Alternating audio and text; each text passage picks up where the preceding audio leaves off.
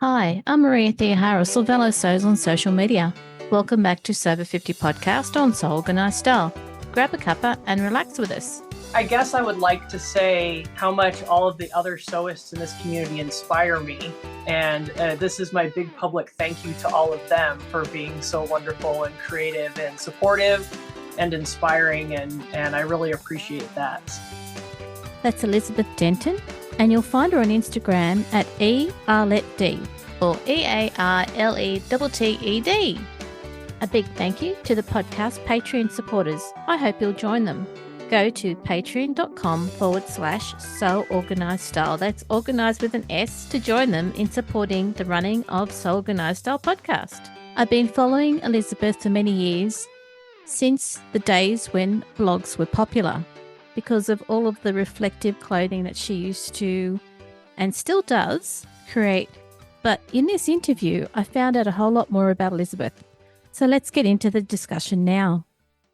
Okay, good. Well, we're here. That's so great. It occurred to me, I don't know how long you guys have been doing podcasts. Oh, I've been podcasting since 2019. Oh, okay, cool. Nice. Yeah. And then the pandemic just made it. I ended up doing 5 days a week, but I collaborated. Oh, wow. Yeah, with Okay. different people. That's how long I've been podcasting for. Okay. All right. Yeah. So that's probably about the same time that I discovered the So Over 50 community, because I know I first was aware of it before I turned 50, and I just turned 52. So it's been at least 3 years. And I was so excited when I discovered it, because there's something about hitting that milestone and not having role models, especially in the sewing world. I don't know. It was like just where my style was moving and all that stuff. So I was very excited to find the community, because there's just like, oh, these are people like me. They're my age. They're going through the same stuff. They're making all these wonderful things. This is the place to be. So Can I just drill down on what you've said? sure. You couldn't find people online who were in that space. Well, it's the sewing part of it that I think is the specific thing. Yeah, My friends and I are all about the same age, more or less, right? right. Like, I'm not a jeans and t-shirt person, and I'm wearing a hot pink shirt with bunnies on it. And this is casual for me. And finding other women, mostly there are some men who do some amazing stuff, but who are also sewing with bright colors and big prints and, not on trend. So that was what really did it for me. It's like, okay, so I can be an older woman, quote unquote, Yeah. and still dress the way I want to dress, because there's other women out there who are doing it. It's okay for me to do it. I don't have to feel like the crazy aunt or something, you know what I mean? Or alternatively, wearing the garments that someone in their 20s wears, which is fine. But if you're not comfortable, it's not fine. Or people think you're trying too hard to be 25 again, when that is definitely not the case. No. And it was a great time, but I don't want to go back there. Yeah, exactly. I do not ever want to repeat anything that I did in my life. So The other thing that I think you just touched on was it's a group of people who are also going through the same things in their life that you're experiencing. yeah. I don't know about the community at whole, but I'm in that menopause age, and I got divorced, and my parents are elderly, and a couple of friends and I have recently found ourselves in the same place where our parents are having big health issues, and suddenly we're dealing with our parents. And this one friend and I, neither of us have children, but we've got pets. We were joking about being in that age where we're taking care of dependents and elderly parents. Yeah. Yeah, it's that kind of stuff. It was kind of unexpected, because my parents have already been really healthy, and their parents have all lived into their 90s and been pretty healthy. And so that was just sort of a kind of a place that I wasn't, I mean, I guess you're never really prepared for it, right? But it was not it was not a place I was prepared to be in right now. I thought I had some time. Yeah. Yeah. It's good that you're there for them though. Yeah, absolutely. No, it's good, and it'll be fine, and it'll all work out. Yeah. So it's all fine. It's all fine. It was, but that's part of that like community of people going through the same stuff. And I work with people who are all younger than me, and so they're not there. I mean, some of them are, but anyway, enough about me. Enough about that part. But this podcast is all about you. So where can people find you online? I actually have 3 Instagram accounts. The main one that I use is, I feel like I'm going to say this wrong. It's Arlette D, and Arlette is my middle name, which I love. So it's E as in Elizabeth, ARLETTE, and then D for my last name. Yeah, I just mushed my Arlette D. And do you still blog? I don't blog anymore. I don't really know what to do with my blog, so it's just sort of lying dormant. But I haven't had the time, and I kind of reached a point around the time that my husband and I split up where I just didn't really want to say anything. Yeah. So it sort of lays there, and I may or may not get back to it. If I do, it might be something totally different. Who knows? Who knows? That's right. Okay. Can you tell us what you usually sew? Yes, well, I think I'm wearing a good example today. Almost always sew big, bright colored shirts. And I try to put something reflective in almost everything that I make. And you can't really see it, but this piping that's on here is all reflective piping. I did actually take the cording out of the piping because it makes it easier to work with and lays a little bit flatter. I just like to put that in there because I don't have a car. So I am walking to the bus stop, biking, walking to a zip car or, some sort of rental car. So I just like to be a little more visible. Yeah. But not necessarily wearing high vis, sporty, bright yellow colors. I still want to look nice and fashionable, but I like it to be hidden. A lot of the examples that you've done with reflective fabrics in a fashion sense are the types of inspiration that I've been able to learn from. That's why I've been following you for so long. Oh, thank you. You're welcome. But you started your sewing experience as a Girl Scout. Is that right? I actually started younger than a Girl Scout. Okay. But that's sort of the key, like the standout moment. My mother and my aunt and my grandmother, their mom, are all sewing, knitting, embroidery, smocking, you name it, they've done all of it. So I grew up with that. My mom taught me how to sew. But I did my Girl Scout sewing badge when I was in elementary school. I don't remember much about my Girl Scouts experience or my sewing badge, but I made this skirt that I think I'm going to have to recreate because I keep thinking about it.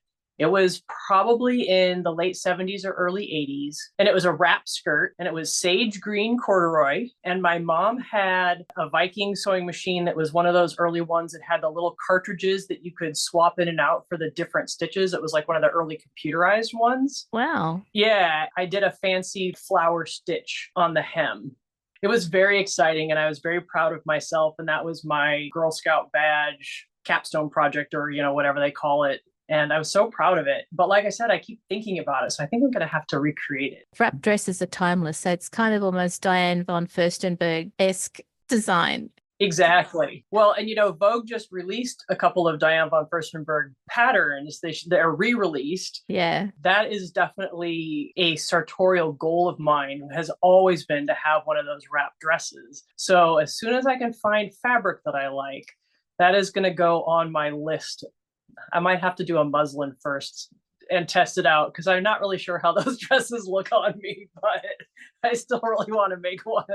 I know that you have to do a toile because they're usually designed for someone who has a defined waist, and defined waists they're quite rare once you hit 50. They really are. Yeah. Well, that's been kind of the interesting thing about hitting this age. I mean, I don't know about anyone else, but all the things that my mother said to me when I was younger have come true. And lo and behold, your body really does change once you hit a certain age. And I just don't know that look is going to fit me anymore, but I will still have to try it. Maybe I'll find an inexpensive knit that I like, but won't be upset if I hate it and can throw it away. Yeah. You need to tick that box, right? So you got to do it. It'll happen. The problem is that I always have 5,000 sewing projects lined up. So I say it'll happen when that could be, spring of 2027. I don't know. Exactly. Luckily, it's a timeless dress. You've also done more than just sew when you were younger for the Girl Scouts. And I think when we were liaising, you talked about theatrical costuming. Yeah. Was that hands-on? Because you said that you were a wardrobe supervisor. Yeah, yes, both. Okay. I am one of those people who has had a very diverse list of interests in my life. I started in junior high and high school. I played viola, and my goal in life was to be a classical musician. And I was playing with the college orchestra, and the musical director for the theater department came in and recruited a bunch of us to work in the pit orchestra for the musical that they were doing. And I didn't know anything about theater, but it sounded like fun. I did 4 musicals in the pit at the college. It was a blast. I had an absolute blast. At the time, of course, I couldn't drive, so my poor parents were driving me and picking me up at night from these. And somehow that interested me in costume design. The summer between my junior and senior year of high school, I helped out a friend of my mom's, and she was doing a show. And so I was helping make costumes for that. I sort of fell into doing theatrical costuming. Okay. Initially, I wanted to be a costume designer, and I did. I costumed a bunch of shows and I designed. It was amazing, because you have this vision of what you want it to look like, and you talk through the director with what they want. You kind of come up with everything, and I loved creating that world. And I really loved that. But being a costume designer doesn't necessarily pay because there are not that many costume designer jobs out there. So what I ended up doing was dressing for all of the Broadway shows that would come through town. And there's a union nationwide, so I would work for the local union. And the shows would come in, and we would help do laundry. We would help do all the ironing. We would dress the actors, all of that stuff. And then I found out you can do that as a career.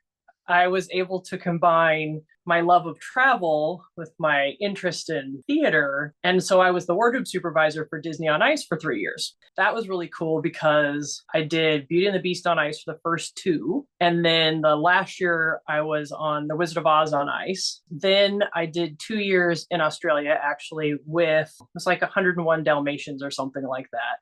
So that was cool. I got to spend a couple of months in Australia. I spent a couple of months in South America with one of the shows. That was just wardrobe. And the difference between costume design and wardrobe is costume design is the person designs the clothes, the costumes are made, and then they're basically turned over to the wardrobe supervisor after the show opens. So your job is taking care of the clothes.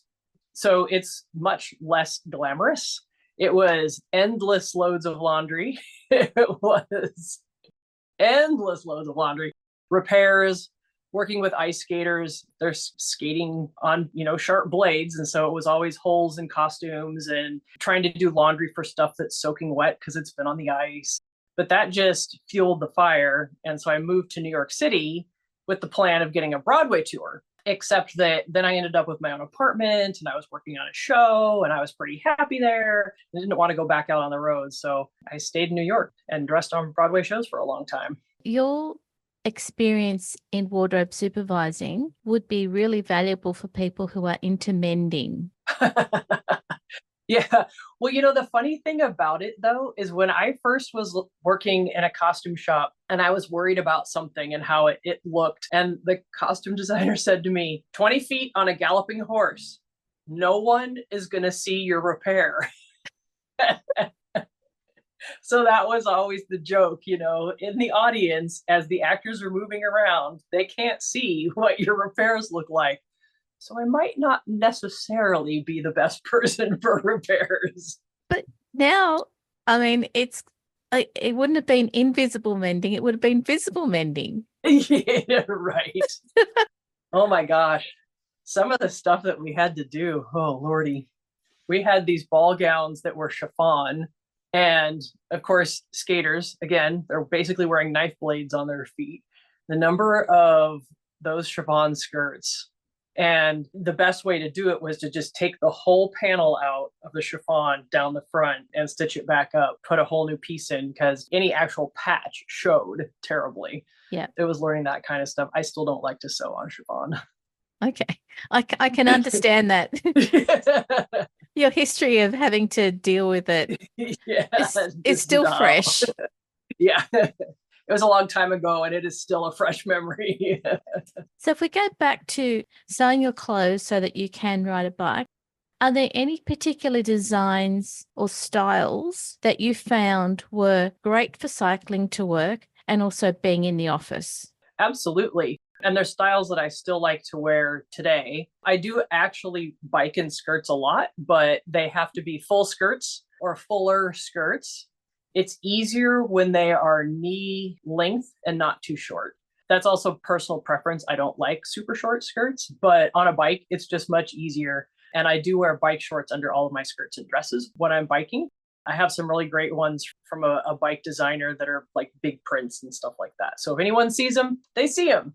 But I also like culottes. That's been kind of a retro in and out design, but they're great because they're split pants. So they work great on a bike. I have a bike that has a top tube on it. So that's part of why I like a culotte. But then when you get off your bike, it looks like you're wearing a skirt. And there's some really great patterns out there now that are culottes, different styles of culottes. So those are great. I love those. I'm eyeing a new pair for this year. And the other thing that I like on a bicycle is because you tend to be a little bent over. And I have a fairly upright bike, but you're still bent over. So I like stuff that's longer in the back. So peplum styles or anything that's that asymmetrical. Anytime I see a pattern that has a longer dropped back, I'm instantly like, oh, that'd be the perfect bike pattern. And longer coats as well. But then I can't wear wide leg pants on a bike because they get caught in the chain and all the stuff. I don't have a covered chain. So those are kind of out. So on the days that I'm bike commuting, I have to make sure I'm wearing pants that won't get caught in the chain, something that's, flexible enough to move in, something that's going to cover my waist in the back. So it's this whole carefully choreographed style of what I wear when I'm biking versus what I'm wearing on days I'm working from home now. Okay. And I know that working in the office, some people just go for basic black all week, but I couldn't see that wearing black when you're on a bike going to work would be safe. No. And that's part of the reason why I've kind of embraced, I wear a lot of hot pink. Obviously, I love the color, but it's a really visible color. And so over the years, my winter coat is hot pink. My spring coat is pink. I have a lot of pink shirts. I have pink shoes because I feel like anything that I can do to make myself more visible that is not spandex and is not high vis yellow, Yeah. then that's what I want to do. So, and who wouldn't want to have a hot pink winter coat, This is my thought as well. And there's so much that goes with it. I have gray scarves and I have blue scarves and it all works out just fine. Yeah. Oh, good. So our listeners won't know this, but I can see into Elizabeth's sewing room as she can see into mine. Elizabeth, what state is your sewing room in? Knowing that I was going to do this, I did sort of clean over the weekend.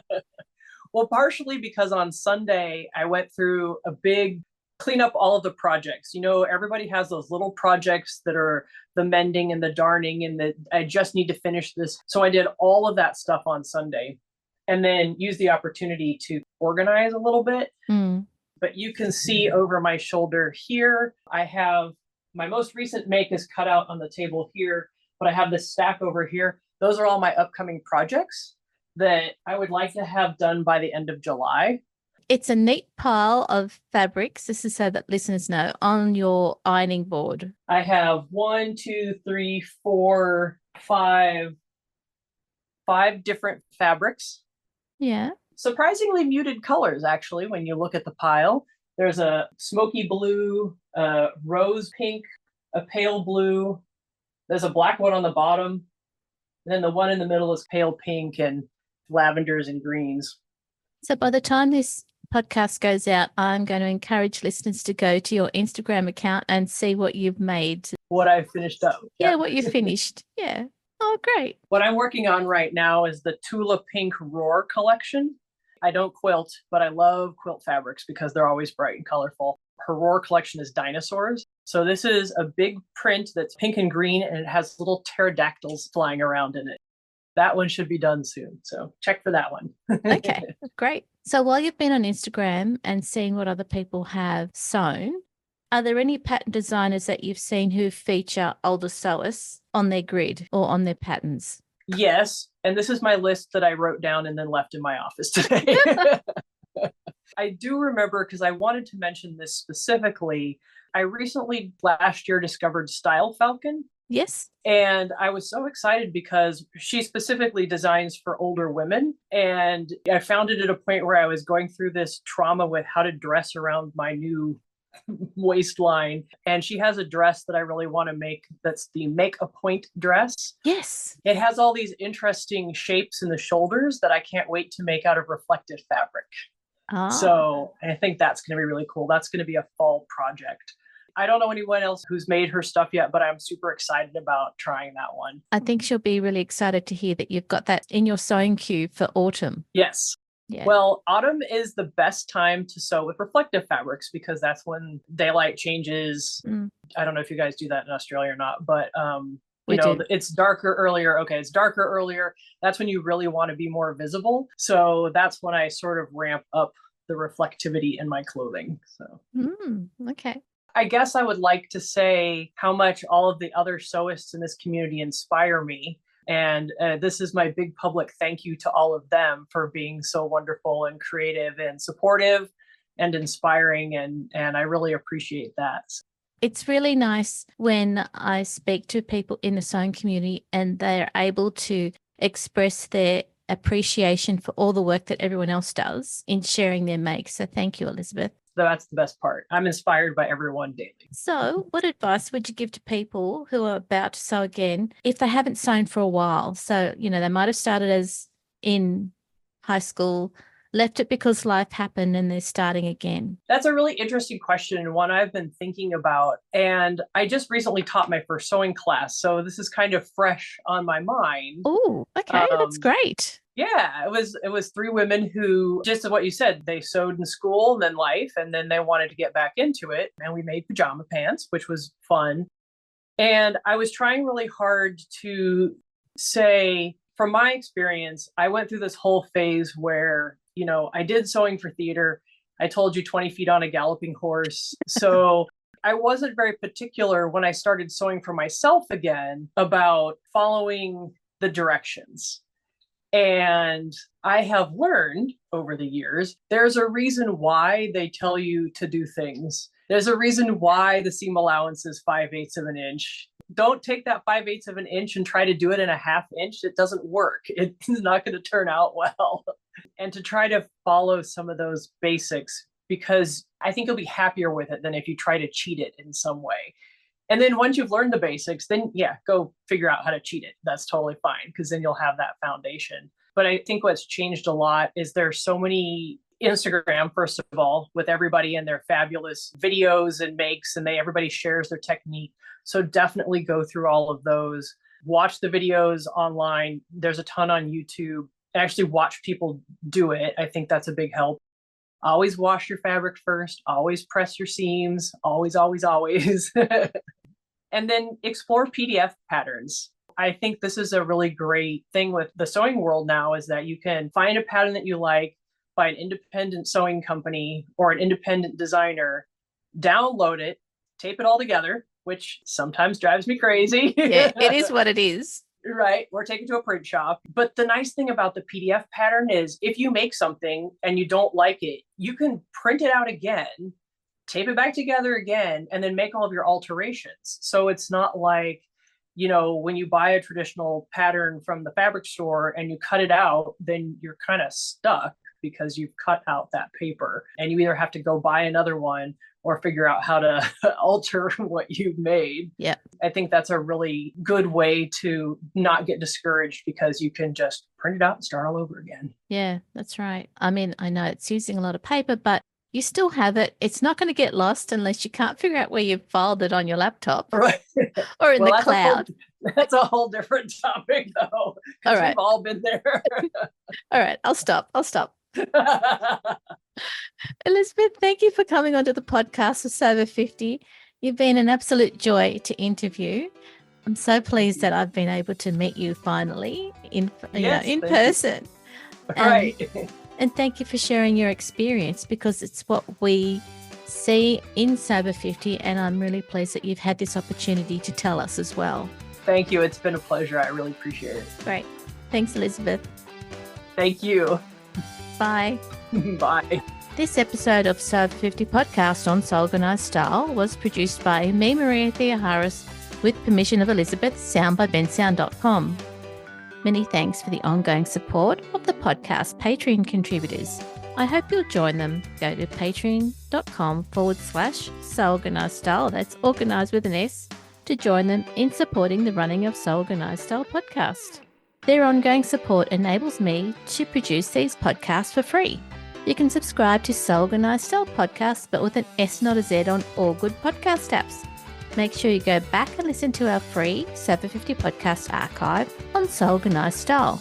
Make sure you direct message Sandy and the editors at Sober 50 on Instagram to contribute to the ongoing posts, challenges and guest editorial spots to promote the community of over 49,000 followers. We look forward to joining you in your sewing room next time. Stay safe, everyone.